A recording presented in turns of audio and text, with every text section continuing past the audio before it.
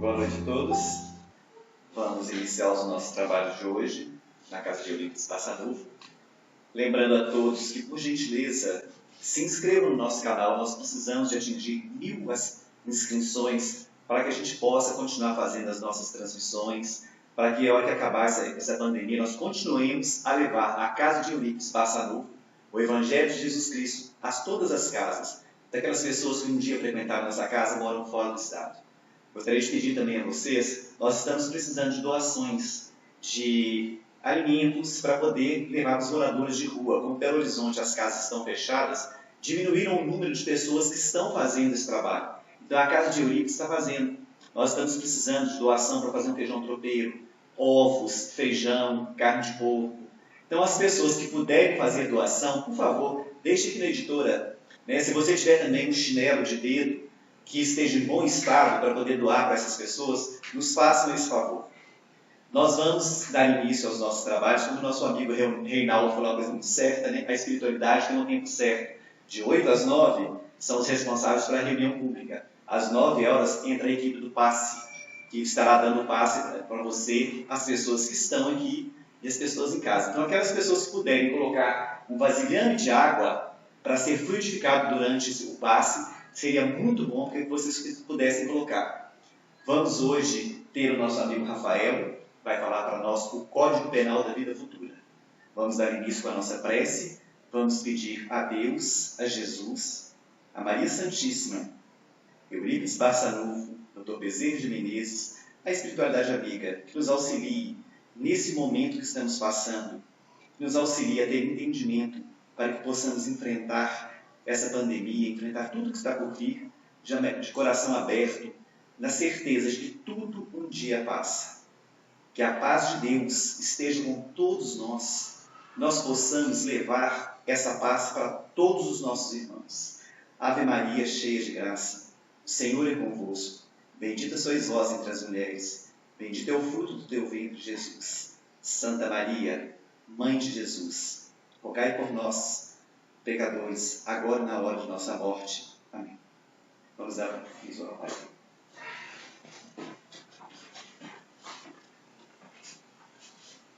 Boa noite a todos. Boa noite a quem nos acompanha pelas redes sociais, pelo YouTube, pelo Facebook.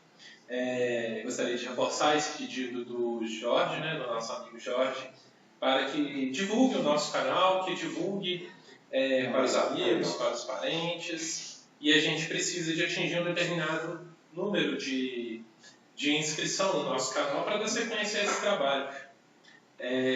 Meu nome é Rafael, sou advogado, sou trabalhador da casa. Hoje o nosso tema é o Código Penal da Vida Futura. E o Código Penal da Vida Futura ele está no capítulo 7 do livro O Céu e o Inferno, ou A Justiça Divina à Luz do Espiritismo.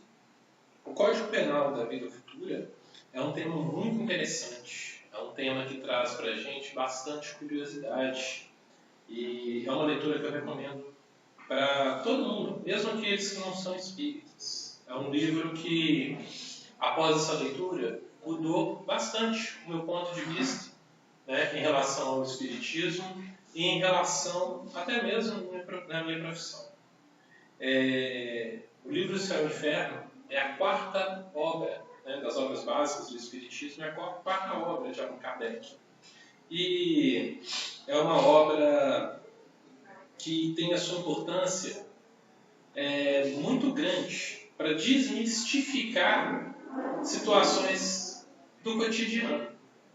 O objetivo nosso de hoje é entender a diferença entre o Código Penal dos homens e o Código Penal da vida futura. Esse Código Penal à luz do Espiritismo. Então, para a gente ter um melhor entendimento, nós vamos tentar trabalhar, entender como que é o Código Penal dos homens e como que seria para a gente, como que isso foi feito. Então a gente vai ter que voltar lá do início mesmo, né? A gente vai falar um pouco sobre o contrato social, que é uma teoria de alguns filósofos e juristas dos tempos antigos. No início da humanidade, não existia lei, não existia nenhuma norma, não existia um Estado. O homem, ele fazia as leis de acordo com a sua vontade.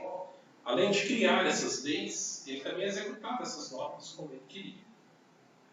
Então, ficava uma situação um pouco estranha, porque não existia quem recorrer. A lei era sempre a do mais forte.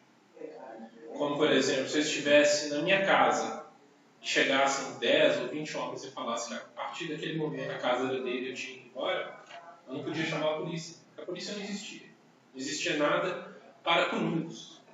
Então, o homem passou a entender que precisava de um Estado, que precisava de alguém para reger as normas, para reger as leis.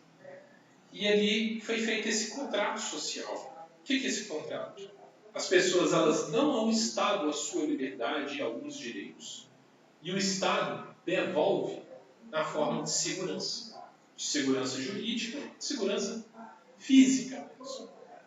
E ali, dentro desse instituto de normas, se tem uma parcela que é a norma penal. Foi criado um código com diversas leis, e essas leis ela tipifica condutas e traz para elas punições. No início, essas normas elas eram feitas pelos reis e pelos imperadores. E eles faziam da forma que eles queriam, e executavam também. Por exemplo, se tivesse um rei aqui, ele poderia virar e falar: agora, a partir de agora, eu decreto a pena de prisão para quem estiver sem máscara. E eu estou sem máscara, pelo motivo de estar falando com todos, não teria nem condição de me defender, porque ele era absoluto. Então, essa norma ela passou a ter uma série de critérios para que eu pudesse obedecer e ali ter uma segurança jurídica. Eu saber o que eu não posso fazer de errado. E essa situação ela passou a gerar uma certa comodidade. E os juristas antigos, principalmente o jurista chamado Franz von Blitz, que era um jurista alemão nascido na Áustria, ele proferiu a seguinte frase: o Código Penal é a carta magna do delinquente.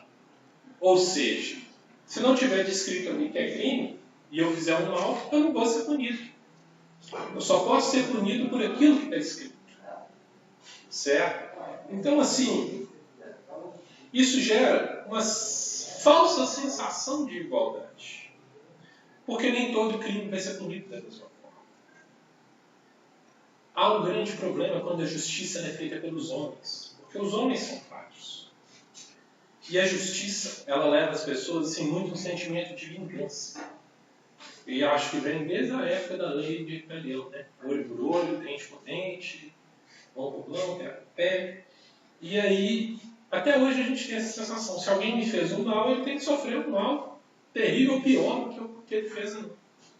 E não é bem essa a justiça divina, a gente vai ver mais à frente. A lei dos homens, ela gera essa falsa sensação de igualdade pela forma que um crime é processado. Um mal é feito, ele vai ser processado de alguma forma. Eu preparei 2 exemplos de casos meus, atuando como advogado. Eu vou narrar para todos, não vou citar nomes por questões éticas. Eu tive um rapaz que foi cliente, ele, junto com outro indivíduo, ele assaltou uma família com faca. Mãe e filha, os dois estavam armados de faca, e chegaram nessa família e falaram: perdeu, passa o celular. Mas A garota, uma criança, passou o celular, a mãe entregou o celular também, os dois indivíduos fugiram correndo a pé. Deram de cara com a Rotan, um quarteirão depois. A Rotan, vendo os elementos suspeitos, em atitudes suspeitas, deram voz de prisão. E ali eles resolveram ficar calados.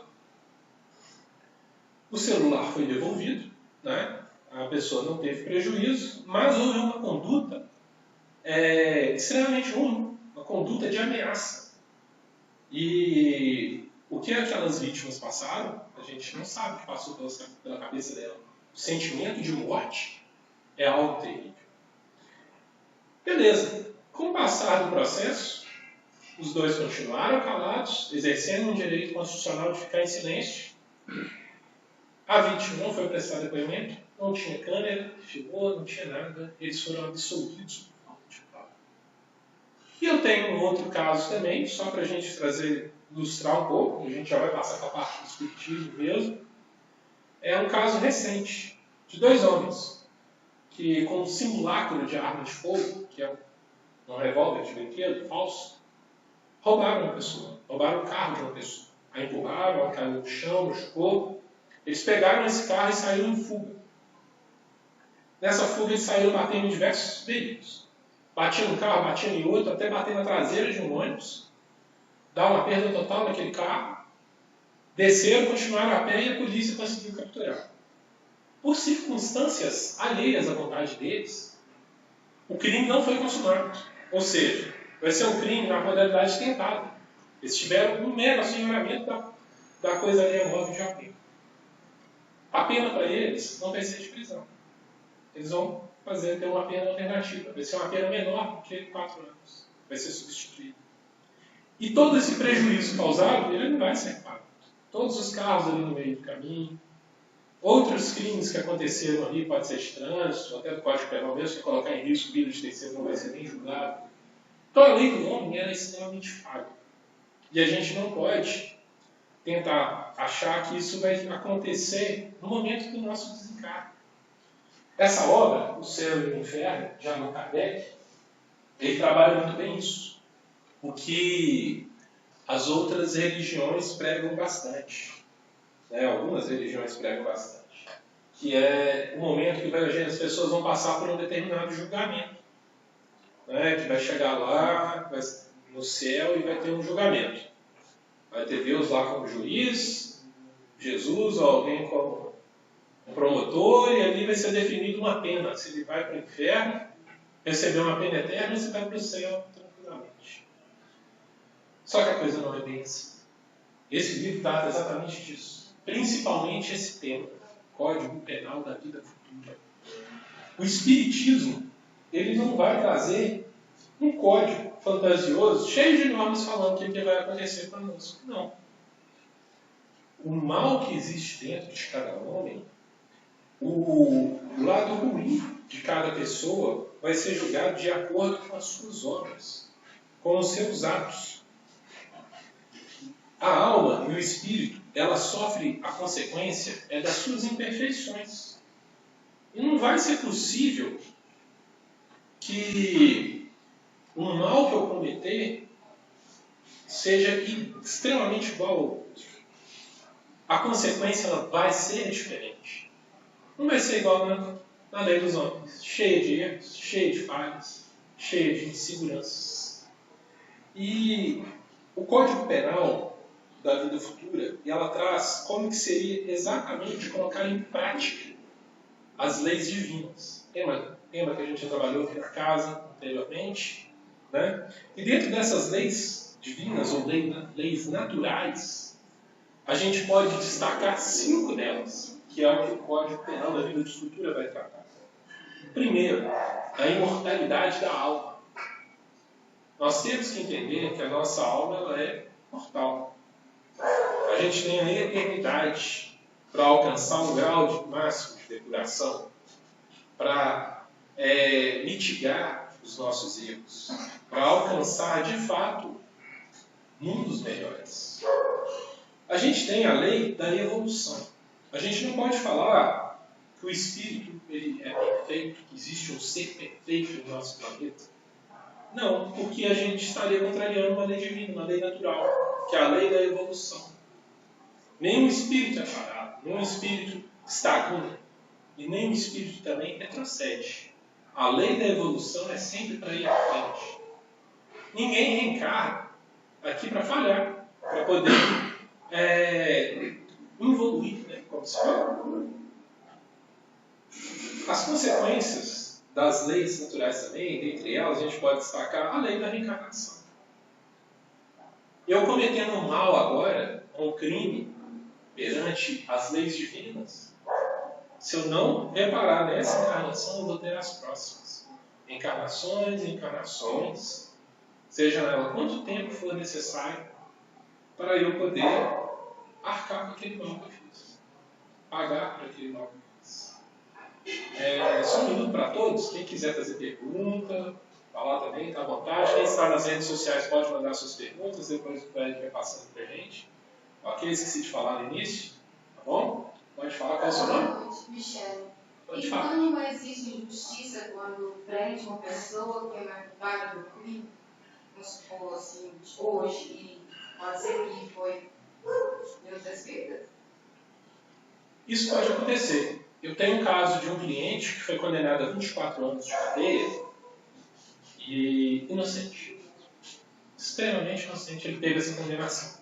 Nós temos casos famosos em Belo Horizonte, até de um rapaz, um homem que foi confundido por um estuprador, passou 18 anos na cadeia e no final ele conseguiu provar sua inocência. Isso é prova da falha da justiça dos homens. Não que a justiça não exista, mas a justiça é falha. E muito do que as pessoas passam nessa vida pode ser sim um resgate da vida anterior. Pode ser que em alguma vida anterior eu possa ter cometido um mal de ter julgado alguém precipitadamente, aplicado uma pena muito forte e inocente, e resgatar isso posteriormente. Mais para frente eu vou dar o exemplo de um espírito, que é o espírito de Antônio B. O livro Céu e Inferno ele é de duas partes. Uma parte onde ele trata a justiça divina e a segunda parte onde ele traz depoimentos de espíritos evocados para tratar exatamente esses temas. E eu vou falar do que ocorreu com o espírito B, que vai certinho com a sua pergunta. A justiça dos homens existe? Sim. Mas com falhas, às vezes tardia, na maioria das vezes a justiça dos homens é muito lenta. Ela chega e talvez ela não repara o mal que há dentro da pessoa. E é isso que o Espiritismo trabalha. Então, ao invés do Espiritismo fazer uma série de normas fantasiosas, não. O que ela está precisando fazer? A depuração da alma daquela pessoa, para que ela atinja um estado de perfeição. E ali ela chega a um grau de felicidade, para que possa um dia habitar no mundo dos homens felizes. Certinho? Continuando, a próxima lei que trata especificamente é a lei do livre-arbítrio. Dentro da lei do livre-arbítrio, eu estou condicionado a ser senhor do meu próprio destino. Até mesmo quando eu venho no planejamento encarnatório. Eu tenho como direcionar determinadas situações. Não vai haver interferência no nosso livre-arbítrio. Ele é lei. E é através do livre-arbítrio que às vezes eu acabo cometendo crimes. E também fazendo coisas boas. A lei do livre-arbítrio ela é a aplicação exatamente das leis naturais. Quando se trata do que vai ocorrer com o mal que eu fiz durante a vida após o meu desencarne. A gente tem a lei de causa e efeito. E ela é muito trabalhada dentro do capítulo 7 do livro O Céu e o Inferno, da obra O Céu e o Inferno. A lei de causa e efeito ela é uma lei natural e a gente, quando para pensar e analisar a nossa vida, fazer um autoconhecimento, a gente consegue entender certinho que para cada consequência que a gente está passando, teve sim uma causa lá atrás. Às vezes eu posso estar passando por uma dificuldade hoje que eu não sei de onde vem, mas de vidas passadas. Né? Tem exemplos aqui nesse livro de espíritos que vieram e deram esse depoimento. Espíritos de grande envergadura e até aqueles espíritos sofredores, criminosos arrependidos. Dando sequência, para a gente deixar claro que não vai existir esse tribunal quando houver o desencarne. Não vai ter ninguém lá para falar o que vai acontecer, não. Não vai ter Deus como juiz, não. Né? A gente é treinado com isso desde a infância, quando a gente fala para as crianças. Se você for bem o ano inteiro, no final do ano, Papai Noel vai te dar um presente. Né? Eu lembro da minha infância que eu era um pouquinho tentado a ficar com medo de ganhar presente nenhum. Eu olhava com certos amigos meus e falava, agora lascou. Mas é esse medo de achar que a gente vai estar sendo sempre julgado. Mas quem julga os nossos próprios atos somos nós mesmos. Fazer a pergunta. Não, é que você está falando do lei de causa e efeito e livre-arbítrio, né? Sim. E o livre-arbítrio é porque Deus, ele não violenta ninguém, Deus não impõe nada a ninguém. Então foi um mecanismo que ele achou, porque ele criou a gente para a gente evoluir, né? Para a gente ser perfeito. Então ele criou o livre-arbítrio para isso, dar a gente a oportunidade de nós crescermos por nós mesmos. E ele ainda cria a lei de causa e efeito, que é uma lei que, para que a gente possa reparar os nossos erros, as nossas falhas, mas como nós vamos fazer essa reparação? É passando pelo mesmo que nós fizemos as pessoas sofrerem, para que a gente sinta, né, na pele aquilo que a gente fez, e essa reparação para ser justa. Né? Porque quando você sai atropelando todo mundo, né, você vai, atropela e não olha para trás. Agora, quando você tem que olhar para trás em pico, né, sendo atropelado por todo mundo que você atropelou, você aprende muito mais. Né? E essas leis, as leis divinas, elas são as leis tão certas, né, que elas nos fazem ver que nós somos responsáveis dos nossos atos e ações e por tudo que acontece com a gente. Então, quer dizer, não é aquele Deus que julga, não é aquele Deus que aponta dedo, aquele Deus que acusa, que pune. Não. É um Deus de amor que dá a gente a oportunidade de consertar para que a gente possa alcançar o objetivo que ele quer, que é a perfeição. Exatamente. É dentro dessas leis que nós somos julgados. E essa sua fala, Jorge, ela vai muito de encontro com o mandamento de Jesus, de amar o seu próximo como a si mesmo. Porque você só consegue sentir o quanto eu te machuquei com determinada ação, se eu passar por se eu sofrer essa ação.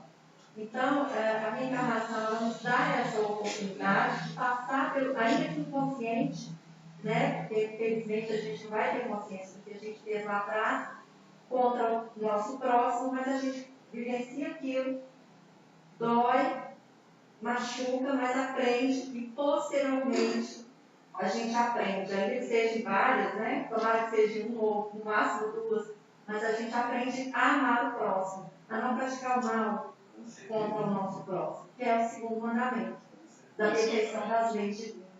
Muito bem. Continuando, dando sequência, o que eu quero dizer é que não vai ter esse tribunal, porque as consequências elas vêm através dos nossos próprios atos. Né? Está ligado intimamente ao número de imperfeições que eu tenho. O livro traz até um exemplo. Se eu tenho 10 imperfeições, eu vou ter 10 penas para pagar. À medida que as imperfeições vão diminuindo, eu vou diminuindo essa pena para pagar. Mas quem se coloca nela sou eu. E não Deus. A gente não pode falar que a gente está passando por uma dificuldade, por um problema, porque Deus quis. Não. Somos nós que nos colocamos nessa situação.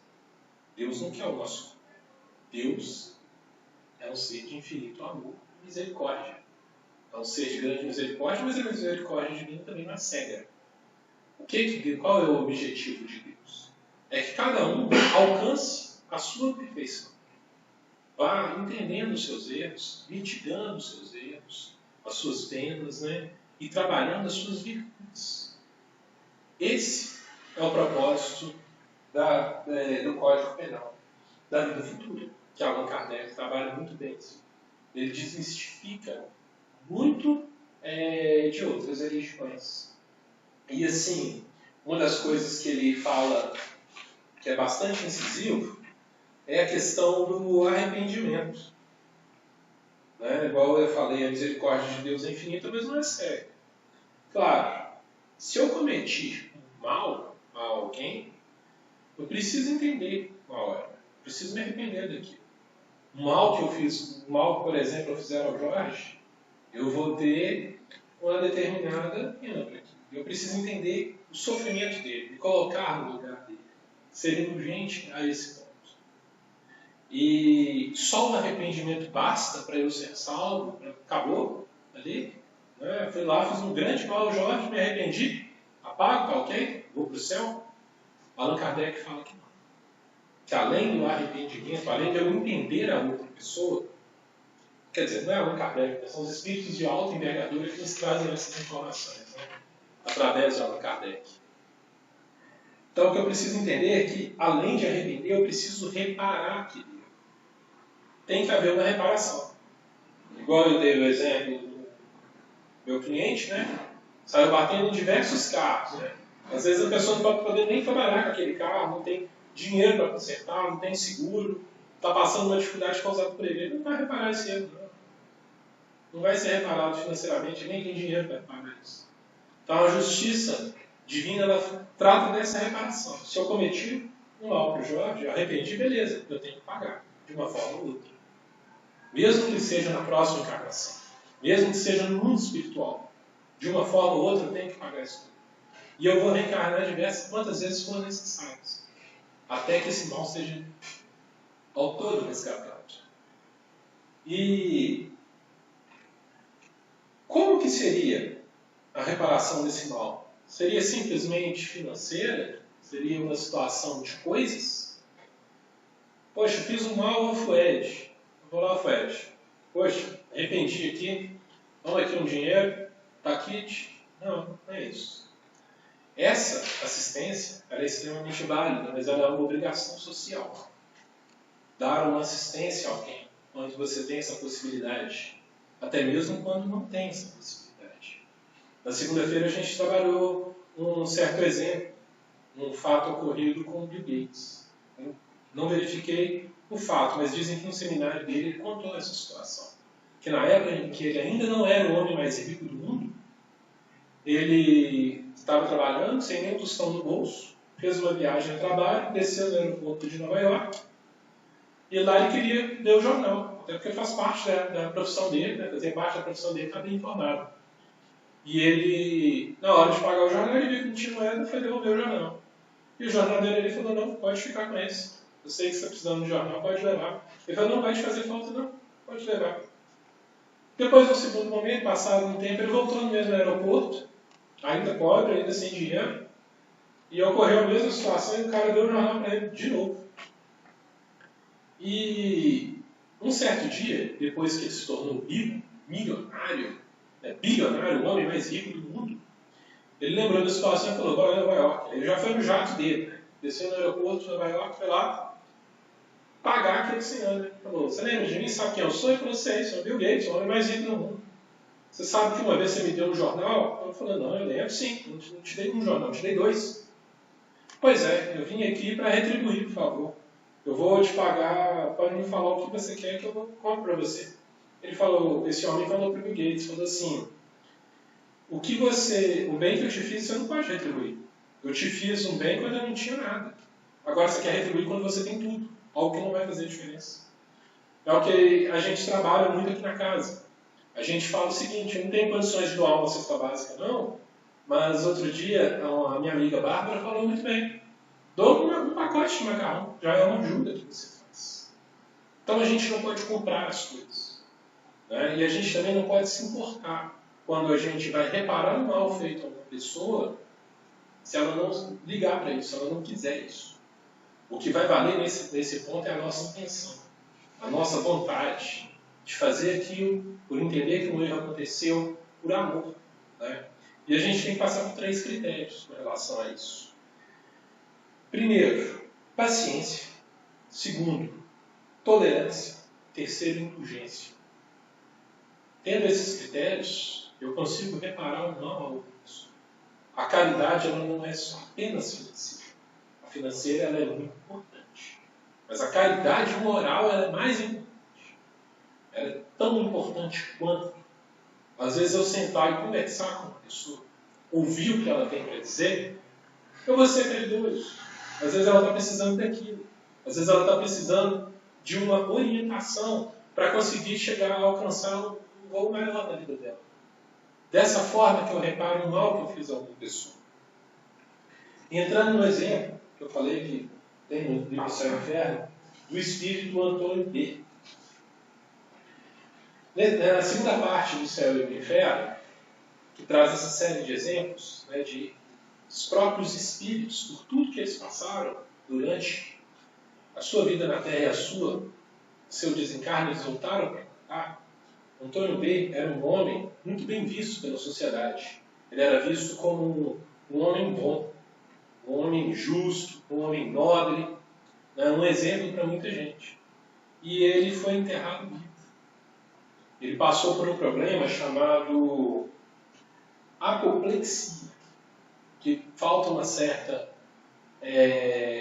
oxigenação no cérebro, né, o sangue some das partes periféricas do corpo, e ali, erroneamente, muita gente decretava a morte das pessoas. Hoje é mais difícil isso acontecer, e acontece até de outra forma. Mas hoje, por exemplo, para uma pessoa ser testada a morte, quando ela não é feita em um hospital, em algum lugar precisa do laudo de 2 médicos, para testar mesmo. Então, assim, o Antônio B. foi sepultado, colocado dentro de um caixão, enterrado vivo. A família não sabia disso. Deu a falta de um cordão que ele andava, um cordão precioso, de bem de família, uma joia de família, e pediu para exumar o corpo. Na hora que exumou o corpo, abriu o caixão, lá estava o Antônio B. virado de bruços, né? Com a parte de uma das mãos ele comeu, ele devorou a parte de uma das próprias mãos. E ali ele morreu, em consequência do seu desespero ou da falta de oxigênio, né? Ele desencarnou nessas condições. E quando ele foi evocado, está conversando, dando esse exemplo, ele contou esse caso. Ele falou que, perguntou para ele se ele sabia que tinha acontecido isso. E ele descreveu exatamente a agonia que ele passou, o desespero, a forma com que ele tentava puxar o ar e não vinha. Né? Ele tentava gritar e não conseguia, porque já não havia mais ar suficiente dentro do caixão para ele. Ele se debatia e ali naquele desespero ele desencarnou. E foi perguntado a ele se ele achava justo ele ter desencarnado daquela forma. E surpreendente ele fala, não, eu pedi isso. Pedi para passar por isso. E fala, mas como assim você pediu para passar por isso? Ele conta, em uma outra encarnação eu enterrei viva minha esposa. E eu precisava passar por isso para me resgatar esse mal que eu estava fazendo, que eu cometi. Então é bem esse exemplo mesmo. Né? A lei de causa e efeito aplica nessa situação. O mal não é de Deus. Muitas vezes o espírito, quando está preparando o seu planejamento encarnatório, ele pede para passar por situações de dificuldade. A culpa não é de Deus. O que a gente tem que perguntar é para que a gente está passando. Né? E tem aquela frase que o Valdir aqui na Casa Espírita fala bastante, que é o amor cobre a multidão de pecados. Então, se eu quero mitigar os meus problemas, mitigar aquilo que eu tenho que resgatar, diminuir isso, eu tenho que praticar o amor, certo? Praticar a caridade. Aí eu consigo reduzir esse mal que eu vou pagar. Dando sequência, o que mais diferencia a lei dos homens, né? Esse Código Penal dos homens, do Código Penal segundo o Espiritismo? O Código Penal dos homens, nem toda falta que eu tiver, nem todo crime que eu cometer, vai ser punido. Muitas vezes ele não é nem investigado. Né? Eu costumo ouvir que o Brasil é o país da impunidade. A gente tem uma população carcerária muito grande, tem punição. O que eu mais escuto falar é que essa punição é feita de maneira errada. Né? Então, assim, para o espírito, não. Toda falta vai ter uma punição. Se eu tiver um pensamento ruim que seja, eu vou ter, na mesma medida, dentro da lei de causa e efeito, uma consequência com relação àquilo. Mas não é só os pensamentos ruins, não. Toda ação boa que eu tiver, toda boa ação que eu fizer, eu vou ser retribuído com ela também. Muitas pessoas costumam falar que na vida delas, em momentos de dificuldade, aparecia uma pessoa que era como um anjo e ajudava ela. Isso é um mérito que muitas vezes ela adquiriu em outras vidas, em vidas anteriores. Tem como reduzir, sim, o mal que eu fiz, desde que eu tenha entendimento do que foi feito, e que eu tenha vontade de resgatar aquilo. E através disso e da reforma íntima, é que eu vou mudando, que eu vou retirando as más tendências do espírito. E esse livro trata muito da gente de atingir a felicidade. O que é ser feliz? Muitos espíritos falam que o ser humano não sabe de fato o que é ser feliz, não sabe o que é felicidade. Vive momentos de felicidade. Uma plantinha ou outra de felicidade na vida, mas não a felicidade geral. E muitas vezes, quando eu converso com alguma pessoa que cometeu um crime, o que essa pessoa fala? Os motivos dela vêm de duas chagas muito grandes: orgulho e vaidade. E muitas vezes, para ter um momento de felicidade, como um roubo para poder ajudar dentro de casa. Não justifica, de maneira alguma, mal assim. Mas ele tenta buscar alguma forma de ser um pouquinho feliz com aquilo. Mas a felicidade, ela está diretamente ligada às nossas boas ações. Assim como a infelicidade está diretamente ligada aos nossos defeitos. Pois não, sim. O arrependimento com o perdão da outra parte aplica na alguma penal, mesmo assim ela vai sofrer alguma ação mesmo? Você diz a lei dos homens? Pode ser também. Por exemplo, o Jorge furtou meu celular. Né? Foi preso, flagrante. E aí, ele é preso, e eu recebo o celular de volta e falo: não, eu perdoo o Jorge. É isso que você quer dizer? Pode ser. Na lei dos homens, não. Na lei dos homens, ele vai sofrer a mesma punição. Vai responder um processo, né, penal por ter infringido o dispositivo do artigo 157 do Código Penal brasileiro. Certo? A lei divina, ela trata o seguinte: se o Jorge cometeu um mal a mim e eu perdoo, isso é ponto para mim. Se isso vai ajudá-lo, pode ser que o ajude a resgatar esse mal, a diminuir esse mal, ou a resolver o problema que ele tem comigo. Então, se, por exemplo, nessa encarnação houve esse mal do Jorge comigo, eu perdoei de coração, com amor, com vontade, certo? Eu não vou ter isso para as vidas futuras. Ele vai ter que encontrar comigo para resgatar isso dessa forma. Ele pode resgatar de outra forma. A minha parte desse compromisso eu liberei. E isso eu o ajudei também, de alguma forma. Por isso que eu falo, a lei divina ela é perfeita. E a lei dos homens ela é muito falha. Esse é o comparativo que a gente tem que, o objetivo de mostrar. Certo? Respondido? Então, assim, quando a gente fala que o ser humano aqui ele busca a sua evolução moral, a evolução do seu espírito, né? Ele está buscando também a sua felicidade. Então, quanto mais virtudes o espírito tem, mais ele se aproxima da felicidade. E ele vai viver em outros mundos. Quando eu não trato dessa forma, trato com vaidade, com orgulho, que eu levo uma vida com vaidade, com orgulho, isso é um defeito que está carregado na minha alma. E eu vou pagar isso onde? No planeta de provas e expiações. É aqui que eu vou me manter. É onde a gente fala, nós estamos vivendo um período de transição planetária. A Terra está saindo de um planeta de provas e expiações para um planeta de regeneração. Mas quem que vai poder viver nesse planeta de regeneração? Quem que vai poder ficar na Terra? A oportunidade de reencarnar, o espírito vai ter. Isso é uma lei divina, uma lei natural. Mas será que vai ser na Terra? Ou a pessoa vai para um mundo primitivo para encarnar lá de novo? O que a gente tem que entender é que a gente precisa e quer estar na Terra, quer continuar nesse planeta, a gente quer ir para a regeneração. Mas isso vai ser feito através da reforma íntima. Nós entendermos os nossos defeitos e trabalharmos em cima dele. Não cometer algo de errado.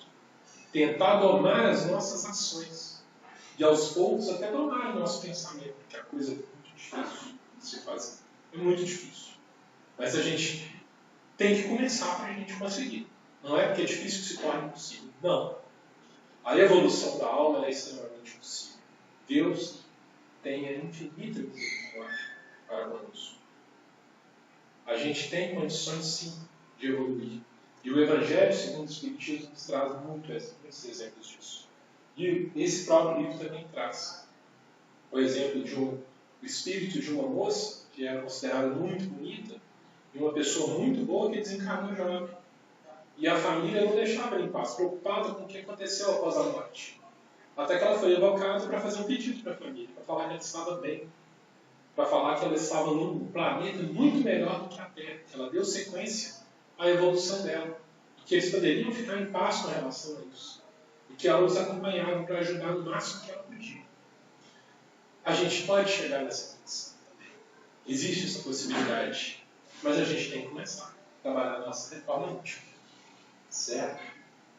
Dando sequência, a gente falando do Código Penal da Vida Futura, nós podemos destacar 3 situações.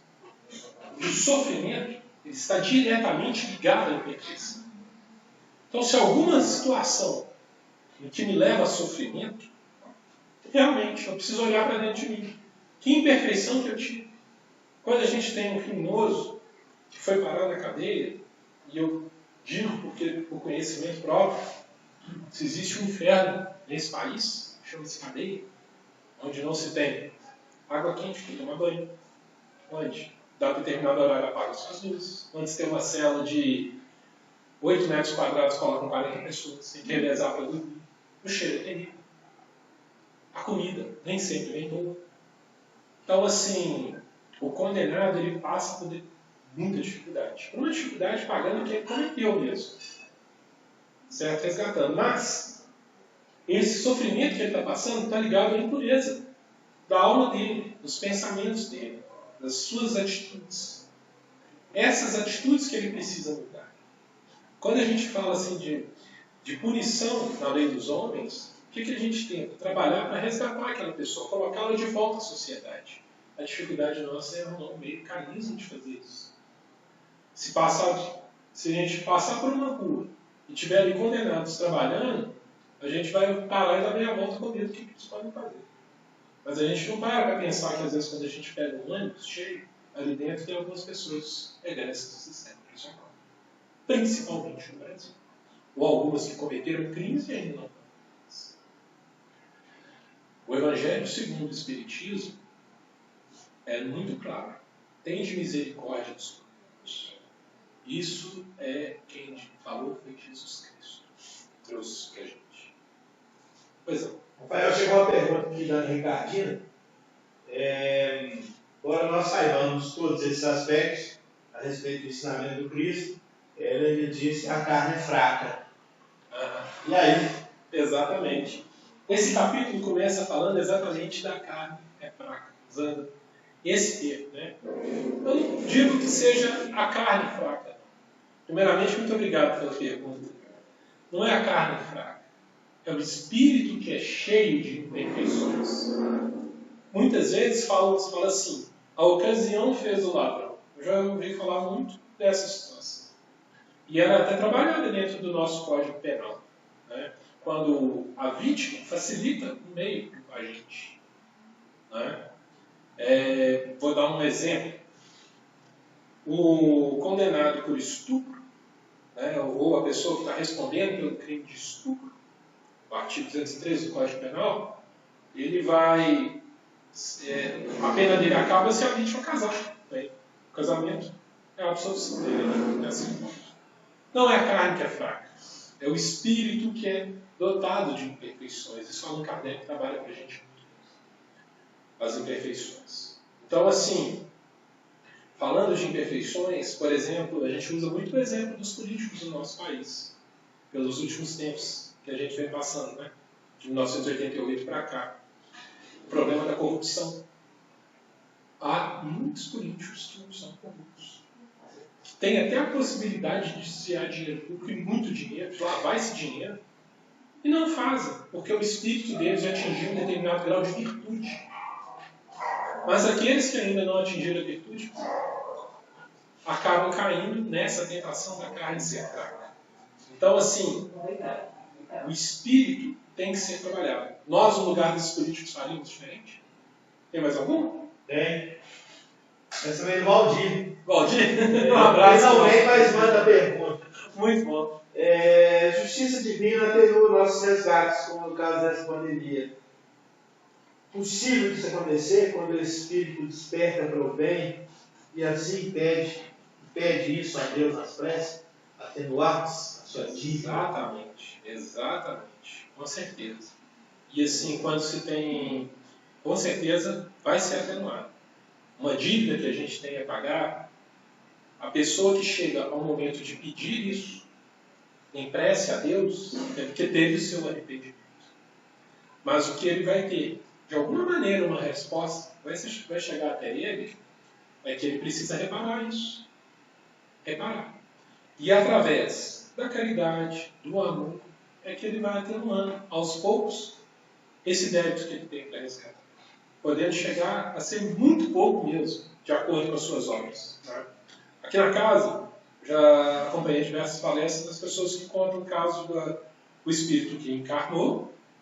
Ele veio, né, com o seu planejamento de perder um braço, porque ele tirou um braço em encarnações anteriores. E ele veio e fez tantas boas obras, ele trabalhou com tanto amor, que essa sua pena que ele deveria passar, que ele deveria pagar, que ele deveria resgatar, foi mitigada. Acabou que ele perdeu só uma parte do dedo. Tem mais? Certinho? Então, dando sequência, para encerrar essa parte, o sofrimento ele é ligado à imperfeição. E toda imperfeição, isso é muito claro, ela traz consigo um castigo, mesmo sendo de pensamento. O pensamento ele é muito poderoso. Os espíritos se comunicam através do pensamento. Eu vi uma tirinha esses dias para trás no jornal que eu achei legal. Havia alienígenas passando com um disco voador perto da Terra e eles falaram assim, por que os humanos ainda se comunicam com a voz e não com o pensamento? É porque eles querem esconder muita coisa dos outros. Então, assim, o pensamento nosso é forte. A prece, até mesmo a prece feita de pensamento, ela tem um resultado muito grande. Assim como o mal. E como foi trazido por Allan Kardec, essas imperfeições vão fazer para a gente um castigo. Então, por isso que a gente precisa trabalhar.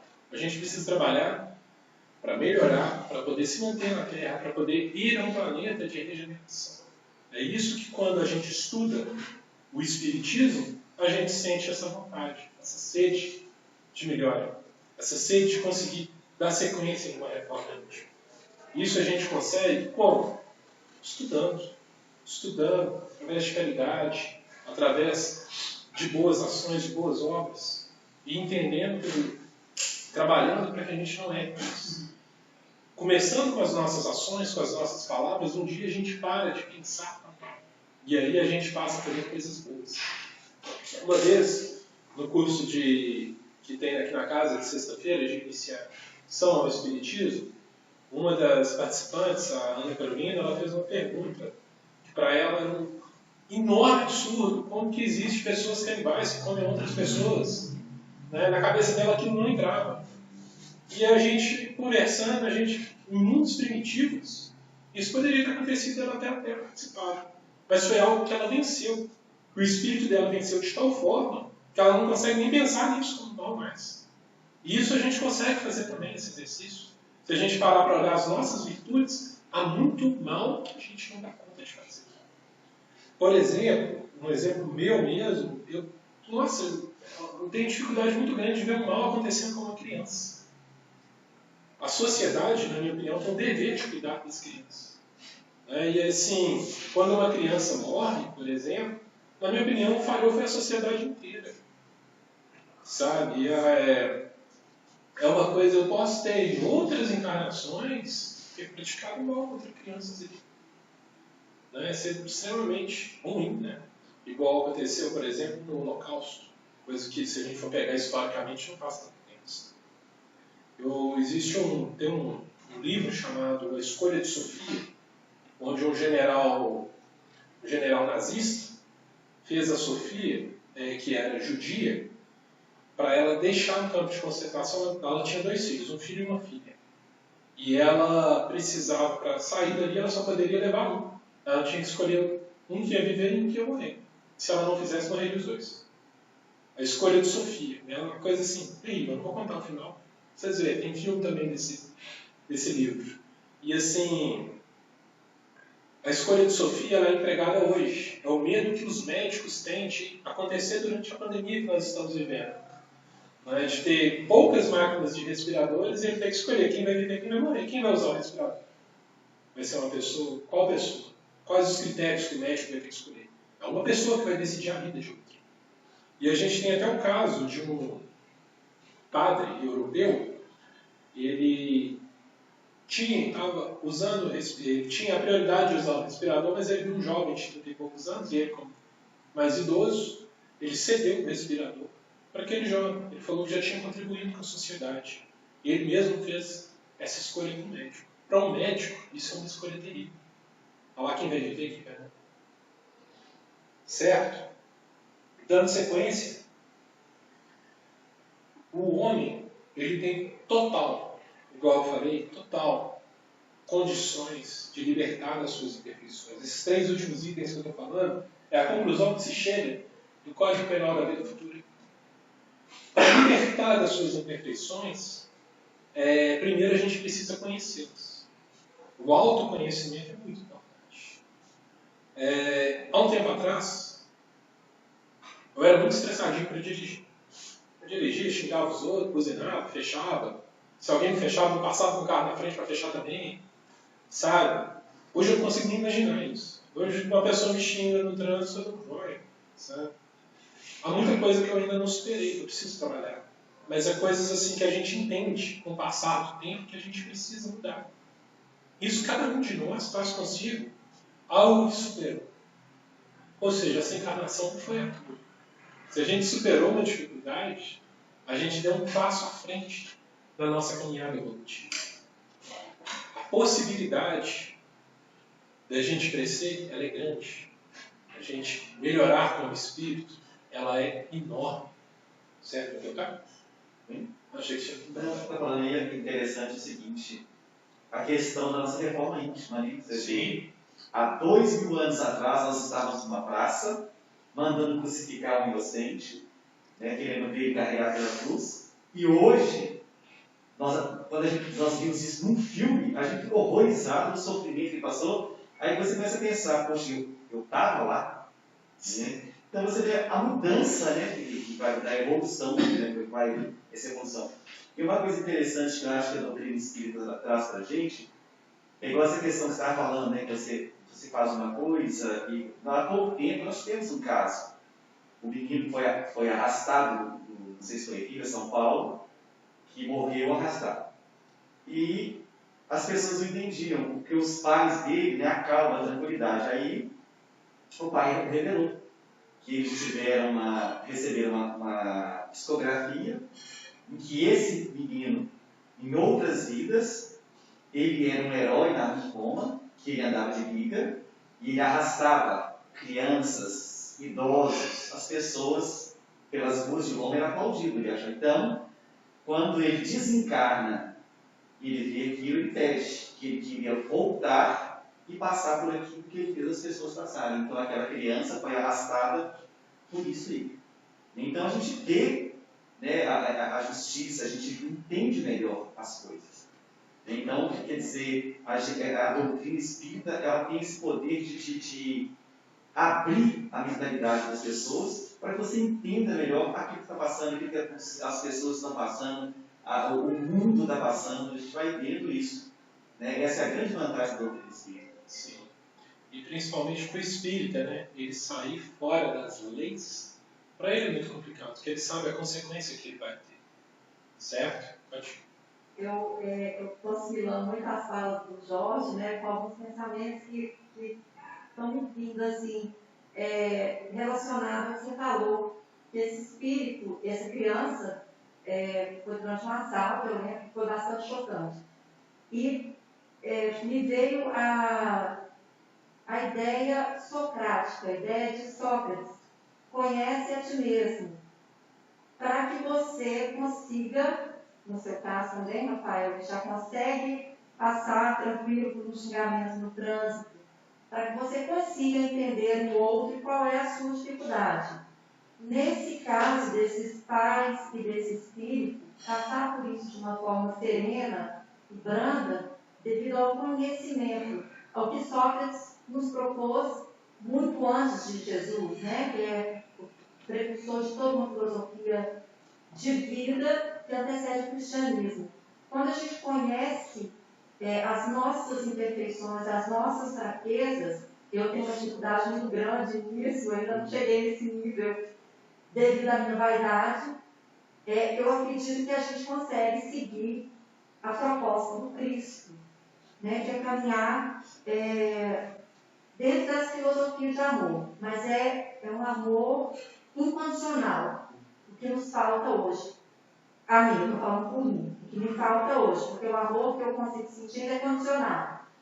E quando nós vencermos essa barreira da ignorância, quando nós colocarmos essa ideia socrática, conhece a ti mesmo, com certeza eu vou acelerar a minha evolução e vou colaborar para que a Terra seja um planeta de regeneração. Com certeza. Caminhando para o final, só para encerrar sobre o tema, concluir, né, essa diferença do Código Penal dos homens para o Código Penal de Deus. Porque no Código Penal dos homens eu vou ter um juiz, sim, vou ter um promotor, mas o Código Penal divino, não. Eu sou meu próprio juiz, eu sou meu próprio promotor. Sou eu que vou aplicar a minha própria pena. E muitas vezes eu vou querer isso. Num planejamento encarnatório, eu vou pedir para passar por determinada dificuldade para resgatar o mal que eu fiz. Certo? Essa é a grande diferença. Nós espíritas temos que respeitar tanto as leis dos homens e a gente tem que entender e pôr em prática o respeito às leis divinas. Certo? Nesse momento de pandemia, onde nós estamos passando por um isolamento social, onde a gente está com dificuldade de ter esse entendimento e até com dificuldade econômica, passaremos por dificuldade, é um momento da gente colocar essas leis em prática, voltar para dentro de si. Né? Eu estava conversando hoje com a minha sócia, Elisângela, falando exatamente isso. As pessoas no confinamento vão se maratonar Netflix, assistir jornal, ficar nas redes sociais falando mal, isso não vai levar a lugar algum. Certo? Encerrando, tem uma frase da irmã Dulce que é bem no nosso tempo. Quer fazer uma pergunta? Não? Ela é bem assim, traduz bem o que a gente precisa no nosso tempo e vem muito ao encontro do nosso tema. Ela é a seguinte: tudo o que acontece no universo tem uma razão de ser, um objetivo.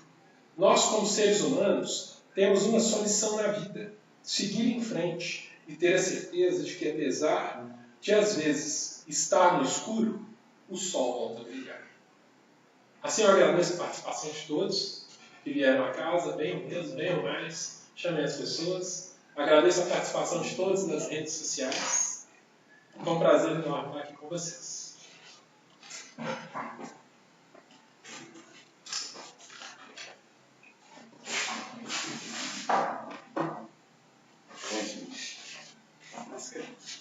Gostaria de dar um recadinho para vocês. Caso durante a transmissão tenha ocorrido algum problema, não preocupem, depois vocês podem entrar no canal do YouTube, vocês podem assistir, vai ser tudo reeditado, vai ser tudo.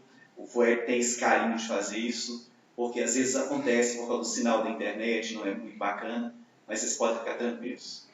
Nós vamos agora, gente, dar início à nossa prece e dar início ao nosso passe. Agora, A equipe da reunião está indo e está chegando a equipe do passe. Nesse momento, na sua casa, aqui ao nosso lado, está o nosso protetor espiritual e junto dele, espíritos que estão aqui para dar o passe.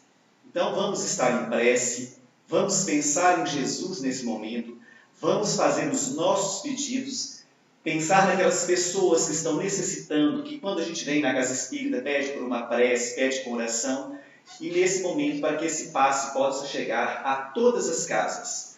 Os nossos médiuns aqui já estão posicionados para dar o passe, então vamos iniciar com a nossa oração. Senhor Jesus, Divino Mestre, Maria Santíssima, nossa mãe, Dr. Bezerra de Menezes e toda a sua equipe, nesse momento, Senhor, pedimos a fluidificação dessa vasilha de água que está colocada em cada casa, em cada lugar. Aqui pedimos, Senhor, que seja colocado nessa vasilha o remédio necessário para quem dessa água beber. Senhor, que nós possamos receber o passe, que possamos sair daqui aliviados, que possamos sentir as maravilhas desse passe. Estamos agora em comunicação direta com o plano espiritual superior. Que Jesus possa nos auxiliar a todos. Que Maria Santíssima nos cubra com seu manto de mãe, que nos afague em seu coração, que nos afague como filhos que somos. Que a paz de Deus, que o amor de Jesus, que todas as bênçãos dos nossos mentores espirituais, dos nossos mentores dessa casa, esteja agora dentro da sua casa, seja agora junto com todos nós. Neste momento é Jesus entrando na sua casa através da casa de Eurípides Passanufo, está fazendo agora, neste momento, aplicando um passe em todos nós, que nós possamos levar a todas as pessoas, Senhor, que estamos neste momento pensando. Que a paz de Deus, o amor de Maria esteja com todos nós, hoje, agora e sempre, que assim seja. Graças a Deus.